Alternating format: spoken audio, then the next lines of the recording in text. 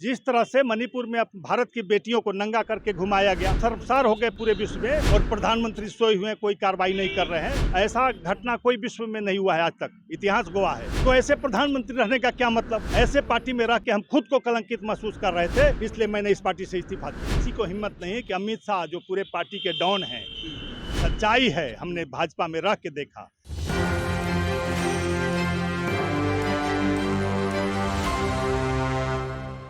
नमस्कार, मैं मनीष और आप देख रहे हैं एक न्यूज़ 24। हमारे साथ मौजूद हैं बिहार भाजपा के पूर्व प्रवक्ता विनोद शर्मा जी। क्योंकि पूर्व मैं इसलिए कह रहा हूं क्योंकि इन्होंने कल रात को ही भाजपा से इस्तीफा दे दिया है। आखिर क्या वजह रहा विनोद शर्मा जी कि आपने भाजपा से प्रवक्ता पद से इस्तीफा दे दिया? आपने देखिए, काफ़ी दुखी मन से हमने भाजपा से इस्तीफा देने का निर्णय लिया, क्योंकि मैं दिल्ली में एक सप्ताह था, अपने नेताओं से संपर्क कर रहा था, बता रहा था कि देखिए देश के लोग चाहते हैं कि वहाँ के मुख्यमंत्री को बर्खास्त करें। आदरणीय चीफ जस्टिस का भी कहना था कि आप मुख्यमंत्री को बर्खास्त करें तो हम कार्रवाई करेंगे। लेकिन क्या वजह है कि प्रधानमंत्री हिम्मत नहीं जुटा पा रहे हैं?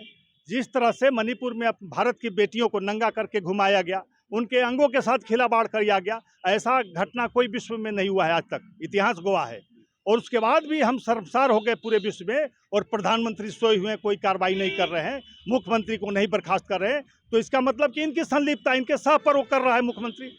तो ऐसे प्रधानमंत्री रहने का क्या मतलब? ऐसे पार्टी में रह के हम खुद को कलंकित महसूस कर रहे थे, इसलिए मैंने इस पार्टी से इस्तीफा दिया। एक समय लगातार आप पक्ष रख रहे थे भाजपा का, चाहे वो किसी भी मंच से आपको बोलने का मौका मिले, लगातार आप भाजपा का पक्ष रखते रहे। एक ऐसा क्या हो गया भाई कि आप रात को ही ये फैसला लिए? मैंने कहा ना कि मैं दिल्ली रह के आया हूँ। जब से बहन बेटियों को चित्र आपने प्रदर्शित किया, आपके चैनल ने दिखाया 4-5 दिन पहले दबा के रखा गया था, मीडिया पर दबाव था, तो हमें लगा कि जब इस तरह की बातों को सरकार संज्ञान में नहीं ले रही है, प्रधानमंत्री नहीं ले रहे, तो अब क्या बचा ही देश में?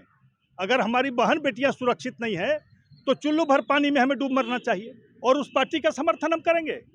इसीलिए मैंने लगाया था, कहें कि इनको तो हटा दिया इसलिए बोल रहा है, इसलिए मैंने रात में होर्डिंग और रात तक मैंने दूसरे मुद्दे पर डिबेट किया है, पार्टी का पक्ष रखा है, और उसके बाद भी लगा दिया कि ये कहें कि इनको तो निकाला गया तब बोल रहे हैं। लेकिन सच्चाई पूरा देश जानता है कि मैं अपनी आवाज़ को पहले भी, अगर कोई गलत बात हुई है तो उठाया हूँ, चाहे किसी पार्टी में रहूँ, और सच्चाई के साथ दिया हूँ। इस इस्तीफा देने से पहले आपने किसी से बात की या नहीं किया? कहा ना कि दर्जनों लोगों से बात की, दिल्ली में एक नहीं दर्जनों लोगों से बात की, और सबको सारी बात बताई, लेकिन वहाँ कोई सुनने के लिए तैयार नहीं है। किसी को हिम्मत नहीं है कि अमित शाह जो पूरे पार्टी के डॉन हैं, सच्चाई है, हमने भाजपा में रह के देखा। अमित शाह नरेंद्र मोदी जी के इच्छा के खिलाफ, उनके आदेश के खिलाफ भारतीय जनता पार्टी में किसी की हिम्मत नहीं है। चाहे आरएसएस भी, जो आप सेखी बघार लेके उसकी पार्टी है, उसके भी आला कमान को हिम्मत नहीं है कि इसके खिलाफ जाए, अन्यथा उस पार्टी को समाप्त करने की स्थिति में लोग।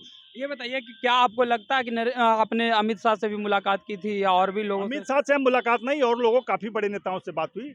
नड्डा जी के यहाँ भी मैं जाके उनको रखा था अपना पक्ष, और सारे लोग को रखा है। तो उन्होंने क्या कहा? उन्होंने कहा कि देखते हैं, आप अपना पक्ष रखिए, पार्टी के पक्ष में ही बोलिए, आपका ही ड्यूटी है। ये बताइए कि आगे आपका क्या रुख होगा, किस पार्टी की तरफ आप जाएंगे? अभी पार्टी की कोई बात नहीं, अभी इस आंदोलन को, इस घटना को पूरे देश के सामने हम ले जाएंगे। अभी और इस आंदोलन को हम आगे बढ़ाएंगे, जनता को जागृत करेंगे, और बताएंगे कि एक पाखंडी है ये, जो बोलते हैं बेटी बचाओ, उसका उल्टा काम करते हैं। ये भारतीय संस्कृति का नाश करने वाले लोग हैं, ये भारतीय संस्कृति के रक्षक नहीं है। आपसे, आपके मोबाइल पे लगातार भाजपा के लोगों का कॉल आ रहा, संपर्क करने भाजपा नहीं, हमारे शुभचिंतकों का, प्रेस का, मीडिया का, प्रदेश अध्यक्ष का, भिखू भाई का, कितने को जवाब दूं, क्यों जवाब दूं? और इस मुद्दे पर मैं कोई कंप्रोमाइज करने वाला नहीं हूं, क्योंकि भाजपा के लोग हमारे नेचर को जानते हैं, हमारी आवाज़ को जानते हैं, और उन लोग का भी पीछे में कहते हैं कि आपने सही कदम उठाया। तो आपने सुना, ये थे विनोद शर्मा जी, जो कल तक के अगर कहा जाए कि भाजपा के प्रदेश प्रवक्ता थे, और आज जो है पूर्व प्रदेश प्रवक्ता हो गए, क्योंकि इन्होंने कल ही इस्तीफा दे दिया। और इनका सीधे तौर पे कहना कि इस्तीफा देने की वजह यह है कि लगातार मणिपुर में जो घटनाएं घट रही थी, इसके लेकर के मैं आवाज़ उठाना चाह रहा था, लेकिन आला कमान जो है लगातार दबाव दे रहे थे, जिसके वजह से मजबूरन मुझे इस्तीफा देना पड़ा। इस तरह के तमाम अपडेट के लिए देखते रहें एक न्यूज़ 24। कैमरामैन रंजीत के साथ मैं मनीष, पटना।